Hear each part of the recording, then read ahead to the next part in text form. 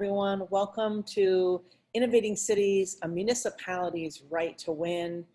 And our featured sponsors today are Frost Brown Todd Project Finance Advisors, Red Tiger Innovation, and of course, the Kolar Experience Institute. I'm just letting everyone kind of grab in their spots here, and we'll go ahead and get started now. I'm excited to present today. I'm Kelly Kolar, president and founder of the Kolar Experience Institute. And we built the Research and Institute Insights focused group on exploring that intersection of people, process, and place, and creating positive impact for clients and communities. And today we're thrilled to be sharing with you the upcoming communities that we've been working with all through the outcome of COVID-19 and the impact.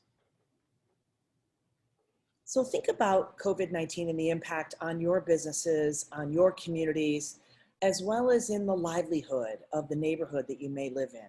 How do you recover from something like this? There's been multiple pandemics, and of course, a crisis has been going on in our small minority and women-owned businesses. So whether you had impact from COVID-19 or from the murder of George Floyd and the racial divide and the second pandemic that took wave over America, or if you suffered a natural disaster like what happened in Nashville, how do you and your city recover?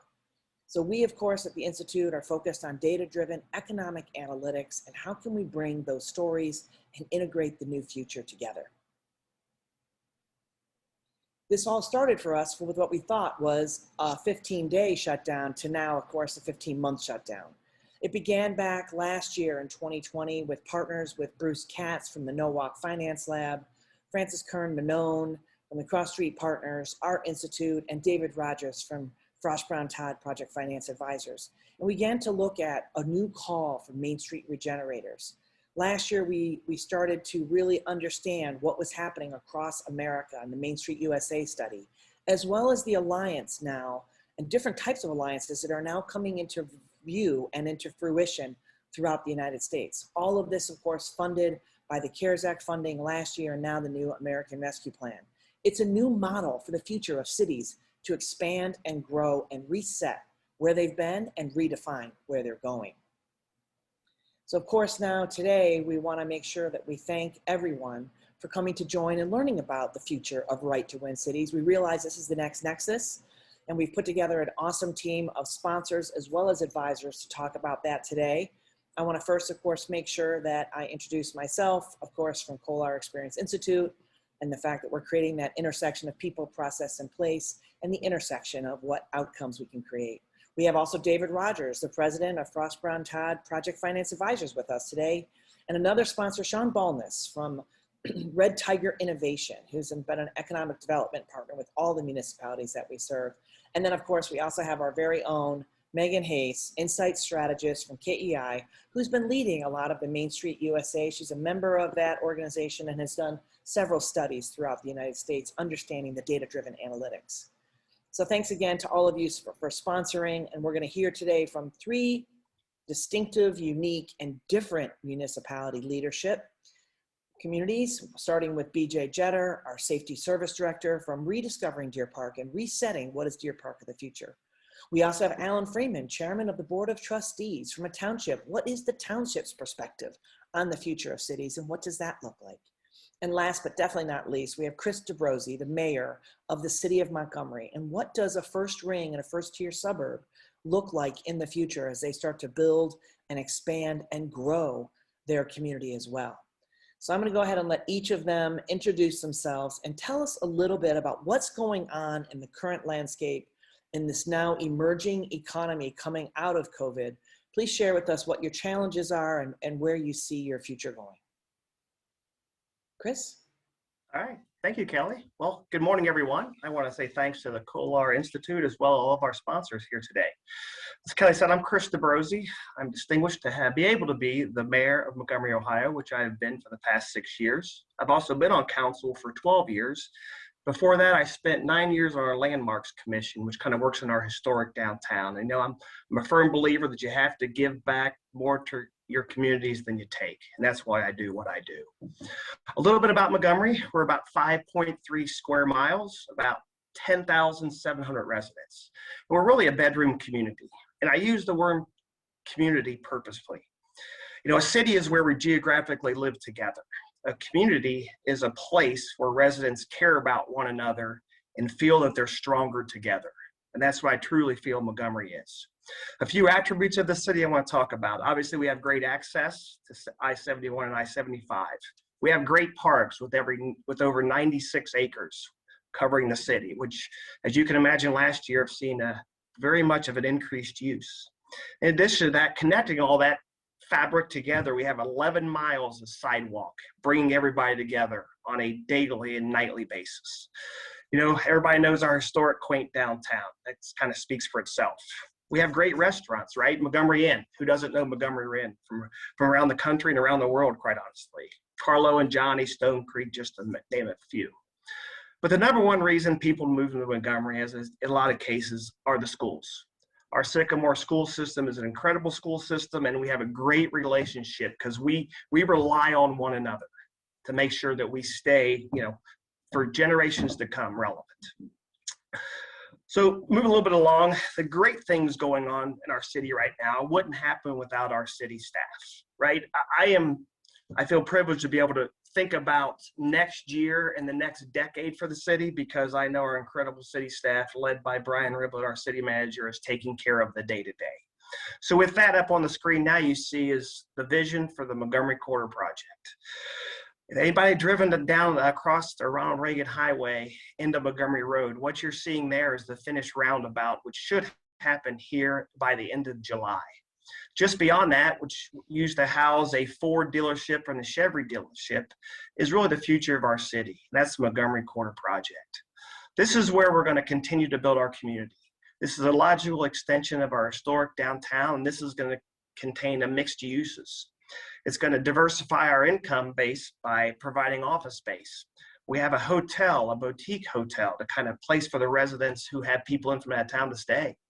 We have apartments. Believe it or not, today we have no rental apartments in our city. What this is doing, it's going to bring millennials to our city, but also empty nesters who want to give up the 4-bedroom, 2-bath house, but yet still remain close to their children and stay in the area. Extremely important. Then equally important, you guys, we have family-friendly restaurants. That's all going to take place here right at the front of our city. And that's really the future of Montgomery in a nutshell. Awesome. Thanks, Chris. Alan? Hi. I am Alan Freeman. I'm a Pierce Township trustee. I also want to thank the folks at KEI and Red Tiger and Frost Brown Todd for inviting me. We got a little bit different perspective from the township viewpoint than the municipal viewpoint. But Pierce Township, just to give you a little bit of a background on where Pierce Township is. So Pierce Township, we're 23 square miles. We are located just east of Hamilton County. We share a border with Anderson Township along the river. Like I said, we have a population of a little over 18,000 residents. And we currently have roughly 300 acres of parkland in what we call our green network. On the infrastructure side, we're responsible for over 52 miles of road. And as Chris pointed out, I think, what'd you say? You had 10 miles or 11 miles of sidewalk. Well, of the 52 miles, we've got about 46 miles of sidewalk that's been included into our planning. So, you know, looking at it from the township perspective, moving forward, COVID has been an interesting experience for everybody, of course. That's a bit of an understatement. But one of the things that has kind of insulated a lot of townships, as opposed to municipals, comes down to the finances of how we're created. And townships generally do not have an earnings tax. We have just a property tax. So as long as there's no slide in the property values like 2008 that we experienced, then our township budgets remain fairly stable. What we found is that a lot of people were staying home. Obviously, they're working from home, and so that created some stresses on broadband and our ability to have cable access to everybody. which has now been, we've been moving forward on that front as well. So that's been a bit of a positive for us. And then with CARES Act and now with ARP coming in, those are going to be ways for us to buttress our economy quite nicely. The biggest challenge we've had, quite frankly, is that we had one of a very unique circumstance. A village decided it no longer wanted to be a village, so it dissolved, and it dissolved into, in part, Pierce Township. So trying to integrate those two communities that had heretofore really been competitors, because there's, Chris and BJ will attest, there's always a pressure with municipal governments and townships about annexation. And we were not immune from that. So we were constantly at loggerheads, and now we're actually one community. So getting that integrated into one community has been a challenge, and we're working through that. It might be worthwhile, I think, for just a second to go over kind of what a township form of government is, because it is different from a municipal form of government. I touched on one piece, which is the finance, how we tax, and as opposed to villages. But historically, townships are one of the oldest forms of government. When practically, in fact, as the story goes, the Pilgrims brought the township form of government on the Mayflower with them, and we still have it in most of its form today, unchanged. So, the idea is that you would have, as the settlers would arrive, they would set up a township. The township would be the loose confederation of residents that live inside of a geographic area. And then that geographic area would slowly be parsed down into municipal areas as the population grew. So you'd have, the people still working in the fields, they take their crops into the town where it would be, placed in the market or put out to the rest of the country for use. But for some reason in our area, that form of government, we didn't shift over. The idea was there would be this transition over into a municipal form of government, and the township would serve as the land bank for that municipal. And that kind of stopped somewhere in the 1950s and 60s. So for one reason or another in the state of Ohio, there are now currently 1,308 townships across the state of Ohio. They range in size from 5,000 to a little over 50,000. So many of them have grown very large in size. And in fact, I was listening to Chris and BJ after me. They're going to, the population, the Montgomery is 5.3 square miles. We're 23 square miles. 10,000 residents, we're 18,000 residents. And so you're looking at a very large township in comparison, but in Claremont County, we're only the 5th largest township in Claremont County. And if you took the entire region, we would only be somewhere around the 15th largest in the region. We have some super townships like Anderson and Union Township that are in the 40 and 50,000 population range. So it's an interesting pressure that we end up having, because these townships and municipals oftentimes have two different directions and two different ways to go. But it is interesting how we've grown and developed this township form of government. Originally, it was supposed to be 3 township trustees, a clerk, and then road repair people, and then folks who were in charge of the poor. Somewhere along the way, we got rid of the folks in charge of the poor, and so we've kept the other pieces, but transitioned out of that. But it is interesting to be able to present the township perspective and how different each of these COVID impacts have had on our community as well as the municipals, and it's kind of nice to have the interplay between the three. So. I'm going to wrap up with that, and then I'll let BJ take it from there, or Megan or Kelly. I'll let you guys have it. Thanks, Alan. Go ahead, BJ. Good morning, everyone. Thank you again for inviting me. The Kohler Institute has been very helpful this year with our impact study, and I want to thank Megan and Kelly and Sean for being part of that study that we desperately needed in Deer Park. A little bit about Deer Park. I grew up here. Family moved out here in 1960. My dad worked in a local hardware store that was on Blue Ash Road. He ended up owning it. As a family-owned business, you know, you work at the family first and everything else comes second. But Deer Park basically has been in a vacuum for years. I'm going to say 1950. I left Deer Park to pursue my career in the fire service. I was the fire chief of Sycamore Township for 18 years and then moved on from there.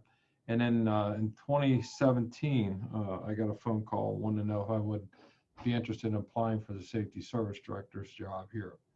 So when I got here, one of the things I talked to council about was the fact that we're stagnant, that this city hasn't moved since 1950. So with that taking place, we put a brand out there called Rediscover Deer Park. And the whole nemesis of that was to revision what we need to do, move forward, and look at where we got to go as a community. The big centerpiece in Deer Park's only 1 square mile. We have 5,600 residents. We have apartment buildings, single family homes, and we have a very limited business district. If you need a haircut or your hair shampooed in Deer Park, we got plenty of that for you.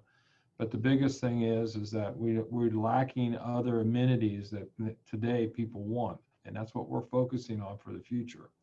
The biggest thing I can tell you is that Deer Park is a safe community, as our studies have proved out. They love the school district, and they love our park. And one of the nice things about Deer Park is that you can walk the whole city in 1 hour and through our sidewalk system that we have. And basically you can visit our neighbors. Sycamore Township is to the north, a little bit to the north, I would say northwest. Directly to the west is Amberley Village. To the east, we have part of Sycamore Township, but we also have to the south of us, the village of Silverton. We're 45 seconds from Sycamore Township, which is the Kenwood Business District. So we're right dead in the middle of everything, and we're very convenient and we're very approachable from all directions. So that's a big key for the residents of Deer Park. Our housing stock here right now is gone up a little bit, but affordable housing was basically a house in Deer Park up to a couple of years ago. You could buy for around $140,000, $150,000. Now, since then, the housing market has jumped dramatically. We do have houses that are going over $300,000, which is unheard of. But the biggest thing is we're starting to see repurposing going on with residential housing. So with that comes the need to do the future. And that's why the reason why we're looking at the impact study with the Kohler Institute. Our businesses have been compliant. That's the wrong word I want to use. They've been complacent. With the impact study, 3 out of the 5 businesses that we have were being feared to be lost. So that's a big number for us. And trying to get these people to regenerate themselves and move forward, they basically put their head in the sand. So now we're synergizing around reinvigorating all that and having them move forward. So as we move through this presentation today, I think you'll see some exciting things that we're planning in Deer Park, but at the same time, all the communities we're involved with, Montgomery, Pierce Township, we're all heading in the same direction as far as moving for what is important to our community. And most of that centers around our residential base and how that folds out into the big picture. So thank you. Thanks, BJ. Thank you. I want to say thank you to all of you for those great intros. That's super awesome. And before we really dive into the nuances of each of these cities and townships, I just want to share some high-level stats of things that we've been seeing as trends in business corridors really around the nation. And these places are really centers of community life. On average, businesses have lost about 50% of their revenue in the US, and it's even higher in specific industries such as the food service industry. But what we've really been seeing is that COVID has exacerbated businesses that were already headed on a downward trend. And as BJ mentioned, businesses that were really, really focused on just keeping on the lights and not had an eye toward innovation or the future have really been struck the hardest by COVID. And not only that, COVID has highlighted some major inequities in our commercial corridor. On the next slide here, you'll see that Black-owned businesses nationwide have taken a big hit, with an estimated 40% closing. This is hurting the business diversity ownership, which is already low to begin with. In 2018, only 2% of business owners were Black, while they made up 13% of the population. This is, as Kelly mentioned at the beginning, another pandemic that has also been hitting specifically business corridors.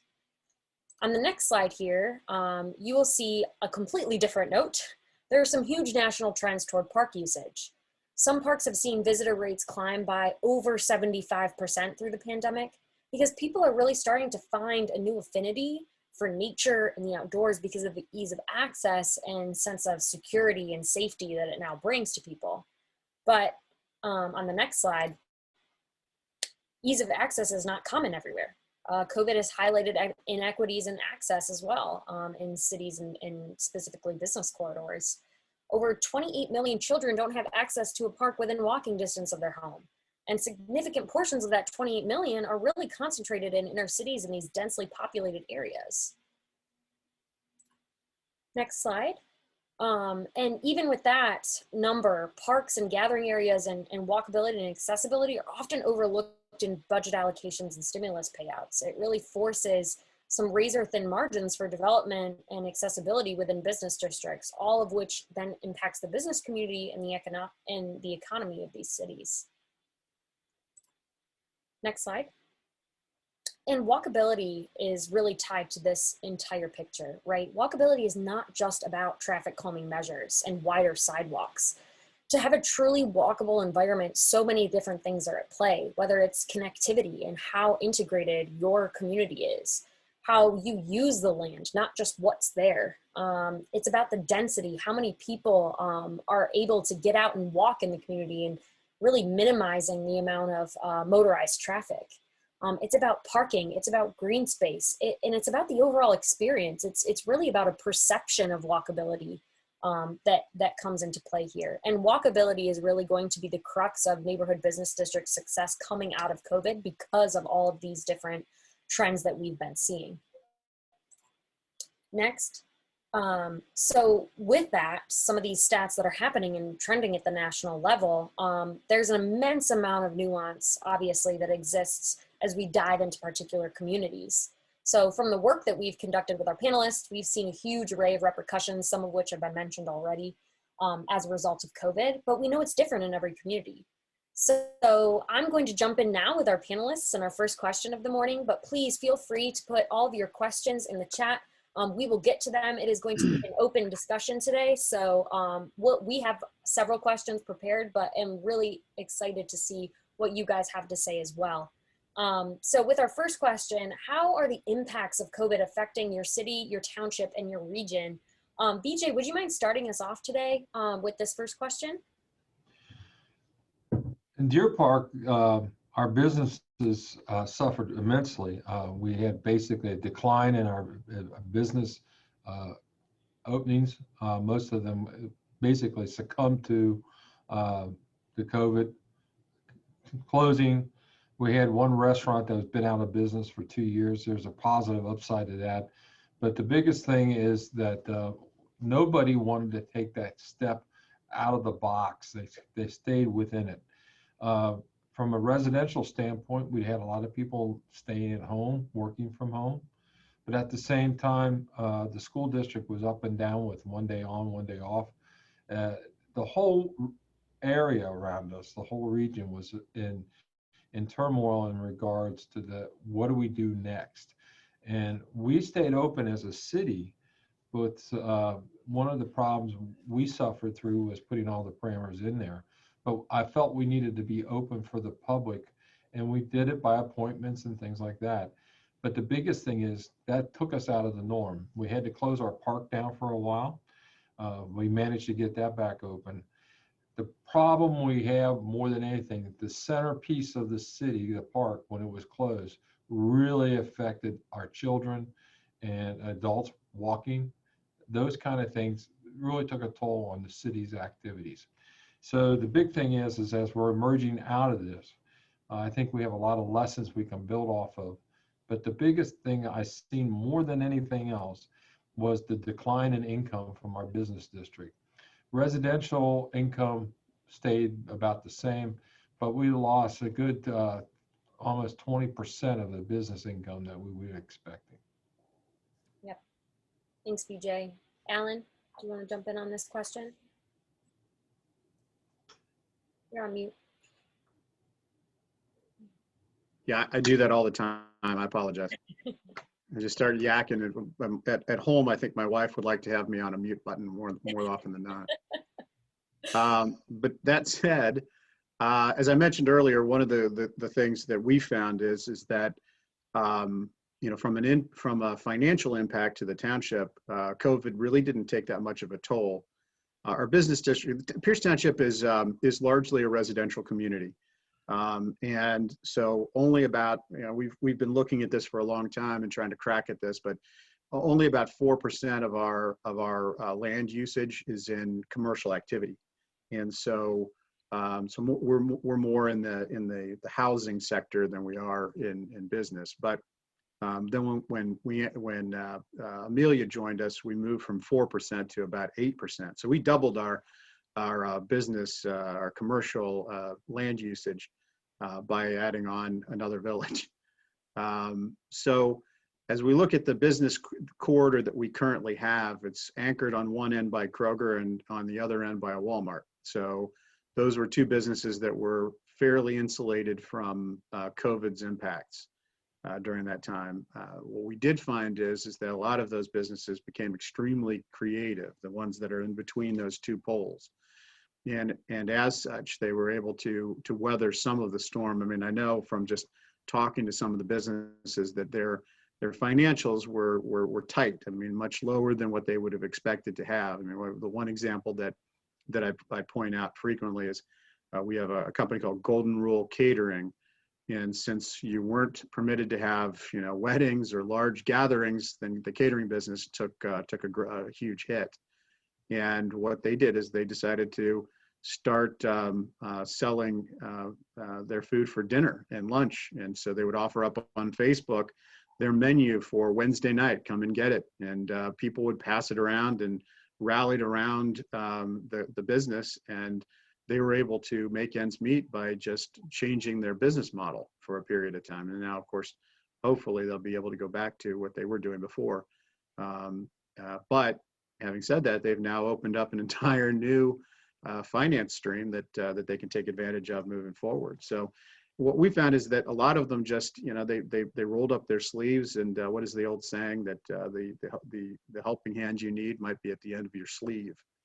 And so they basically dug in and started trying to help each other, and then the community joined in, and through social media, we were able to try to do the best we could. Now we also have a Skyline that's along that road, and so that's a more established, more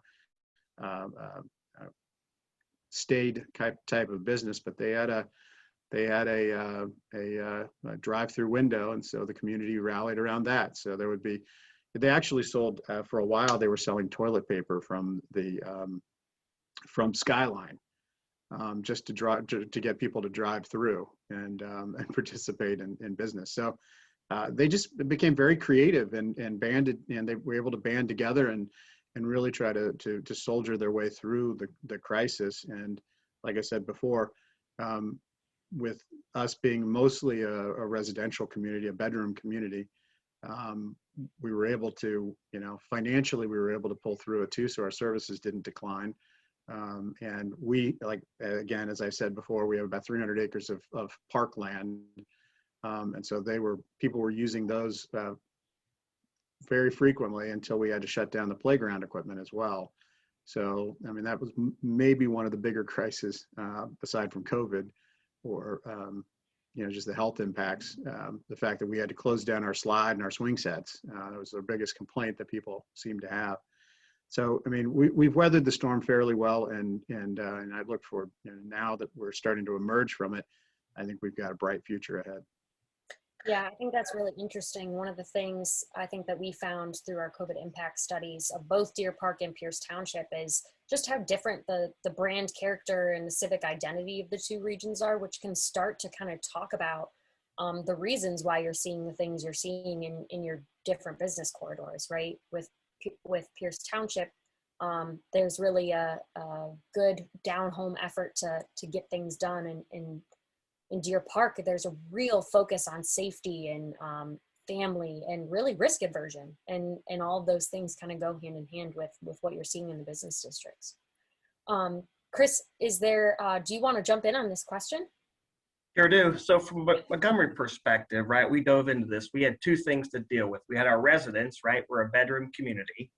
But we also have 500 businesses. So first we said, what's the problem we're trying to solve? So here's what we knew. We knew that our residents were facing employment issues, which meant financial loss, right? That was happening. There was mental and physical health they were dealing with, right? And then on top of all that, they were trying to educate their children. So we kind of said, okay, that's the problem we have to solve. So what do we do? So the city manager and I kind of put it on paper and said, you know what, like any kind of adversity you have in your life, you have two options. Number one, you live in fear, and we provide only the minimum services needed until the pandemic's over, or we lean in, we innovate, and we continue to provide the superior service to which all of our residents were accustomed. And obviously we took road B, number two, right? Here's what we did. We knew that canceling our July 4th parade, which has brought our entire community together, was not an issue. Everybody else canceled their parades. So I talked about my staff. The staff of our city is incredible. They got together and we hosted a reverse parade at our high school where everybody met at the high school and the cars drove through. We had over 1,000 cars drive through our July 4th reverse parade.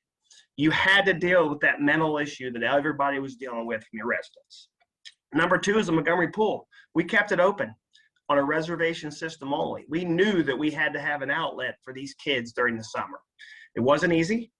We surely lost money, but we had to bring the people together, and that's what we did. And then we had virtual events. We had drive-in movies. We had virtual BAMSO concerts. So we did all that virtually.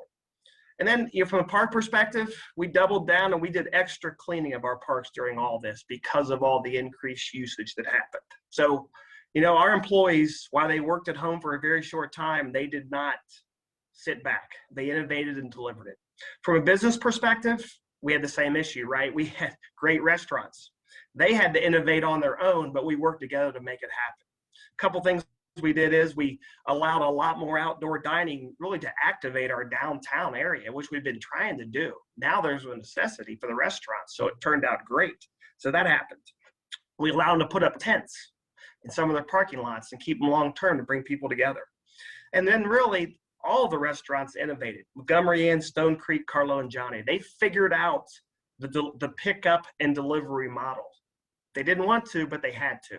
And they're all going to benefit forever because of that, because it's a whole new piece of business they never really had. So, and then as far as economically, we fared pretty well because we had a Bethesda North Hospital, Christ Hospital, and Sycamore School. So from an income perspective, they all still were operating in place. So that's kind of what we did as a community as we approached COVID. Awesome. Thanks so much, Chris.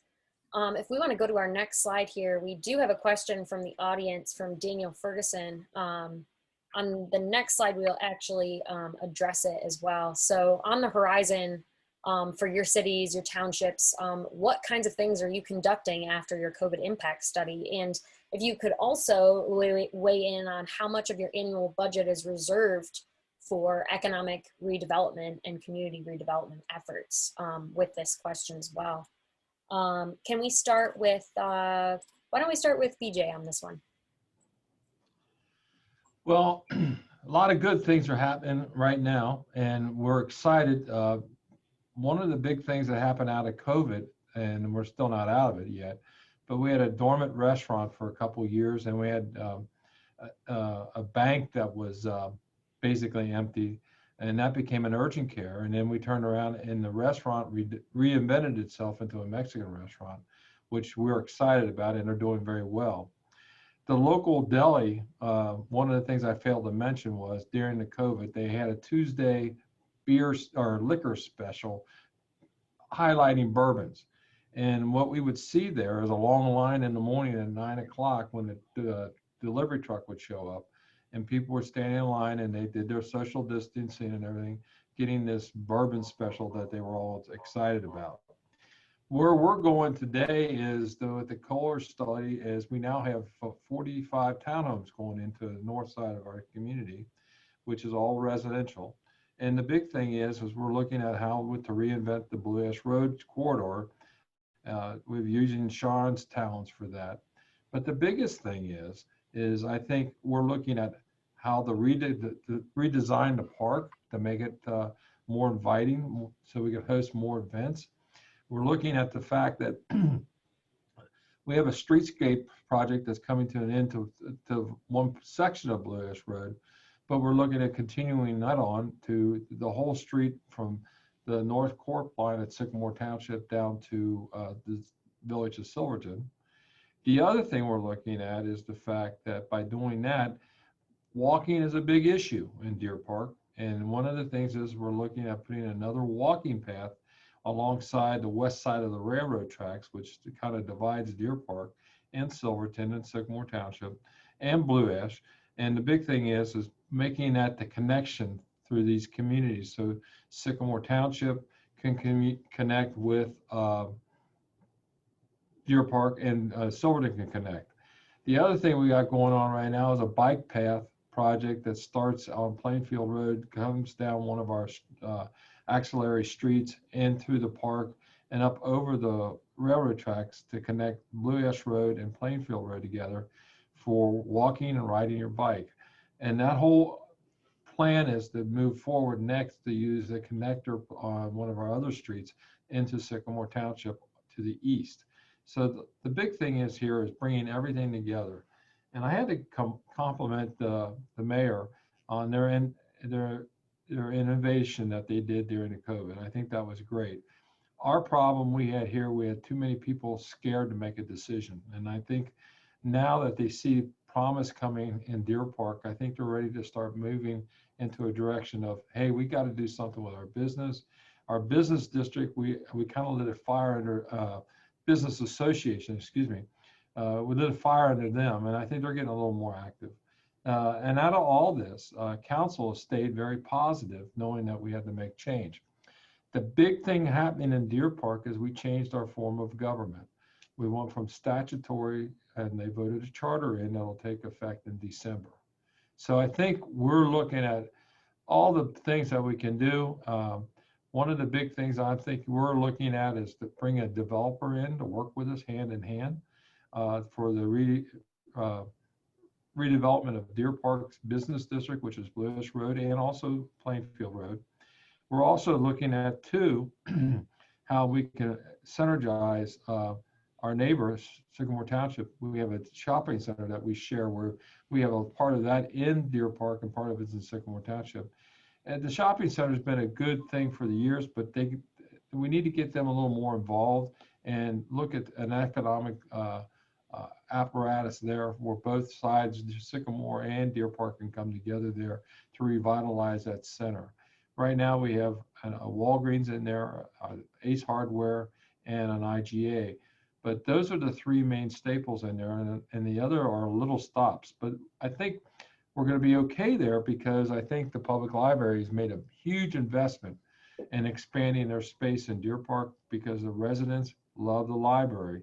And actually, they were more controlling on what the library was going to do, period, because the Deer Park branch is heavily utilized. So we've got a lot of positive things going. The school district's doing some things I think will really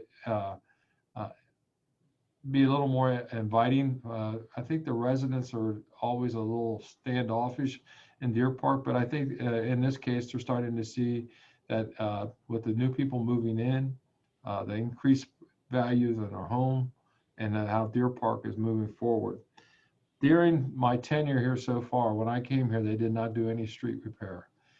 Since I've been here, we've managed to pass a levy, to a road levy, and we were able, on our 51 streets, we've been able to repave and repair and bring everything pretty much up to standards, 46 of those streets. By the time in the next year, all 51 streets will either be resurfaced, paved, and corrected for cracks and things like that. We were the pothole king of the county, so we're no longer in that position. So I see a lot of positive things. Awesome. Thanks so much, BJ. Alan, if you want to touch base real quick on what you see as highlights from the COVID impact study from Pierce Township's perspective. Yeah, I think that from our perspective, you know, as I mentioned before, the issue of 300 acres of parkland, it's wonderful, but how do you connect those parks to the community? And that's one of the things that we've struggled with for a while and was pointed out in the study. And so we're going to be focused on trying to make that connectivity either through, you know, pedestrian access or through improvements in the actual individual parks. And I think that's something that we want to really focus in on moving forward. We also are trying to increase our, you know, one of the things townships do very poorly, there's no central business district like you would see in what, you know, someone would call a village, you know, a downtown center of the community. Townships were always structured in a much more loose nature, so there is no downtown. We inherited one when we received Amelia, and so working on increasing the investment in that area is critical to growing our business district and having that feel of a community and improving communication. But like I said, our business district has been very I would say resilient through all of this. And so we really just need to be able to pull them together and work together on a communications plan that allows us to have a shared vision and to operate against it. And I think that's the biggest thing that we want to try to do, so that we can, you know, while these communities or these businesses have been working together, we've talked to them, we've worked with them, and we've tried to help them.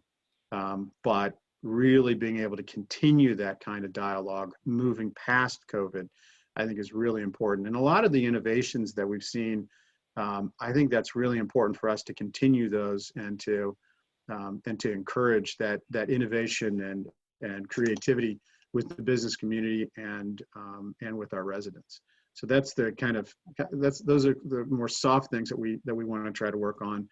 And then the more hard things are more infrastructure related, so that we can make the connectivity between the community, the business, and our parks. I think there was a question in there too about what percentage of our budget is dedicated to economic development. And in townships, our budgeting is very different, so we can't really put in a line item that says, you know, development. So we try to keep that mindset in each one of the budget items that we do have. So when we're talking about infrastructure, you know, we want to make sure that the roads are passable, so we're not as BJ said, the pothole kings of Claremont County, but they're passable, they're attractive, and they're safe. And so that to us is a bit of an economic development thing, because if you don't have decent roads, nobody's going to want to come there. And so we focus on that. We also, you know, our police department, our fire department are accessible to the community. They're part of the community. People can reach out and talk to them and have a close relationship with the police department. So oftentimes our police department, you don't see them wearing SWAT outfits and looking paramilitary. You see them passing out candy at Halloween and waving at you as you drive by, even though you're probably about 10 miles an hour over the speed limit. So wait, that's just me. Sorry. Oh, I see. But that's, you know, an investment in those things and making sure that we have the resources to help pay for those services and not lose them or have to degrade them because of a budgetary issue. We try to keep that issue, that development issue, on every single item that we spend our financial resources on. But moving forward, we are talking about creating a community investment corporation, so we can focus on doing more for the business community and expanding the business community. So we're in that mode. With this new round of ARP funds, we're looking into different ways to help benefit the business community with some of the programs that are in there as well. But like I said, from a township perspective, I can't really have a line item budget marker that says we're going to dedicate this to economic development. So we don't really operate that way, but we do mentally try to keep that in mind with everything we do. Great, thanks. Chris, I think that there's a question in the chat here that maybe would be a great one for you to answer as well. It says, from James K, how do you handle your approach to the real estate developer community, and do residents embrace them, or does it make it a more difficult road? Yeah, that is a good one for me, since I sit on both sides of the table, right, as a real estate developer. So here's the most important thing. It's all about control. So when I showed the Montgomery Quarter project, we, the city, went out and bought both of those sites and controlled that. That was important because then we had control. Next, we worked with all of our residents and determined what is our vision for those sites, right? Once we had control, a vision set, then we went out, we did it 2 stages. We did a request for qualifications and a request for proposal to selected developers to come in and say, how can we partner, again, public-private partnership, partner to pull these developments together. But it's got to start with control. From at least from my perspective, you got to control it and set your vision. Then you can select your partner. So, and it's embraced. If you educate the residents, you bring them into the mix, into the discussion, and they're part of that vision, it's a win-win. Yeah, that's great. And I wonder too, if we want to talk a little bit about public-private partnerships real quick here.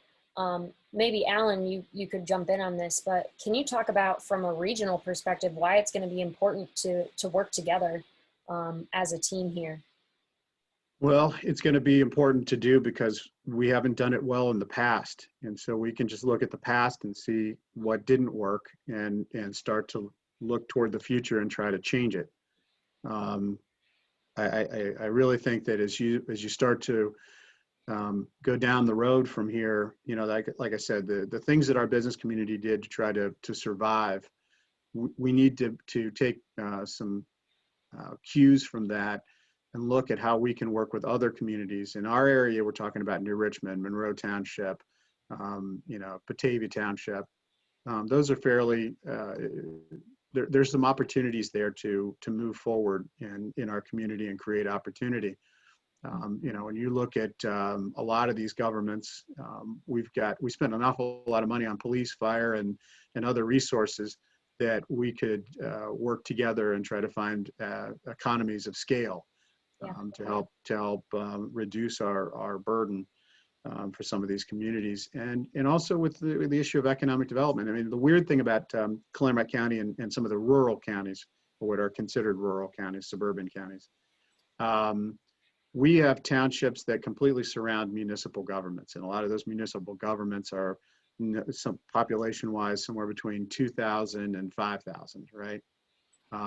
And there are opportunities for us to work together, which we, like in the case of Amelia, Pierce Township and Amelia should have been working together all along for economic development, but unfortunately we weren't, and we were pushing against each other, which cost us opportunities and cost us money. And so I think moving forward, lowering those walls and improving those relationships can do a lot toward you know, creating economic development plans across borders that can help finance important projects. You know, who cares whether a project falls in Pierce Township or Amelia, as long as the community is getting the benefit for it. And so those are the kinds of things I think that we need to focus on moving forward, and kind of lower those walls and be less parochial than we were before. It's great to have the name being, you know, Pierce Township or Deer Park or Montgomery. But there are easy ways for us to reach out, as BJ even pointed out, to Silverton and Madeira and other communities around you, to really get some bang for your buck and improve the outcomes for your entire community. Awesome, thanks. Nothing was solid there, but but that's exactly where I think we need to go. Awesome. Okay, great. Well, we're rounding the corner to the 12 o'clock hour, so I'm hoping we can skip through the last few questions. and jump into our gifts for you today. Kelly, would you like to introduce the gifts for the participants?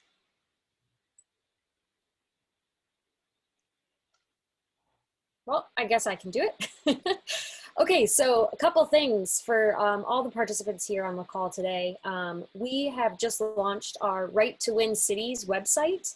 And on that website, you will find a multitude of recovery playbooks that have been produced that we have found helpful in our research through other municipalities and for kind of forming the foundation of these Cobit impact studies.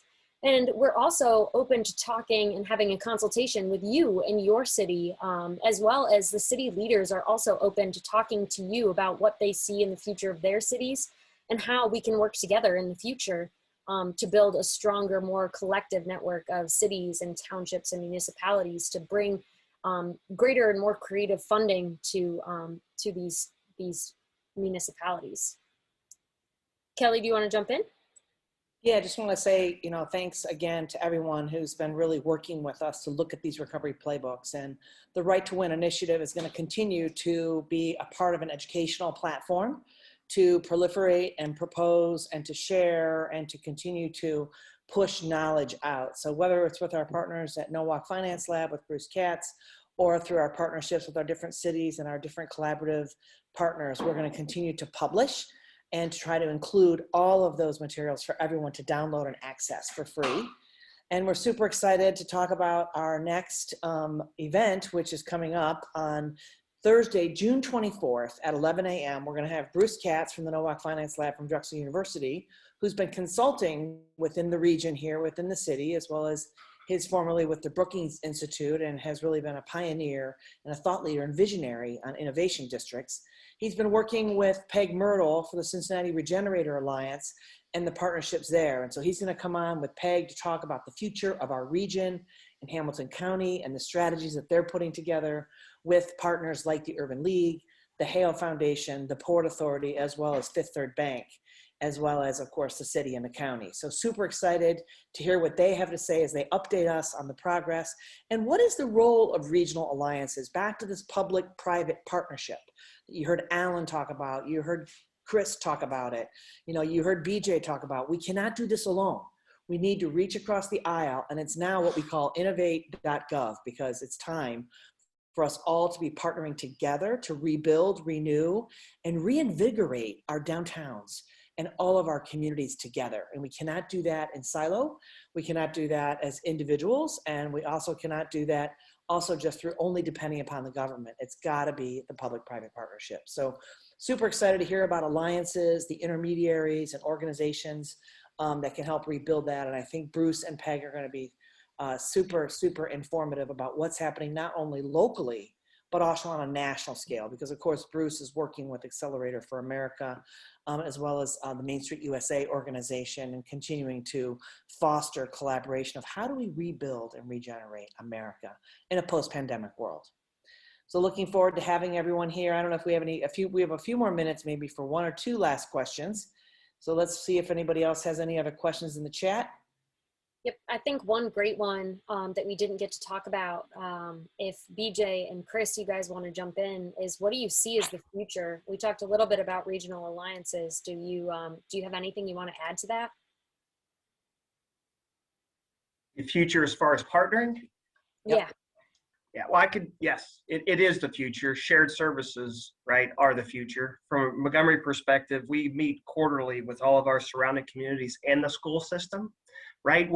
Montgomery's a bedroom community. We're only as good as the entire region, right? All of our residents have to have a place to work to earn that income, right? To enjoy in our city. So Blue Ash has that right next door. So we're very purposeful in those two things. Building those alliances with our neighboring, and it should be the whole region. We're starting with our neighboring communities and with our school system, because we're only as good as the other. So we want to stay strong together. So we do share services on a very equipment minute level, but it's only the foundation to what to come of sharing more.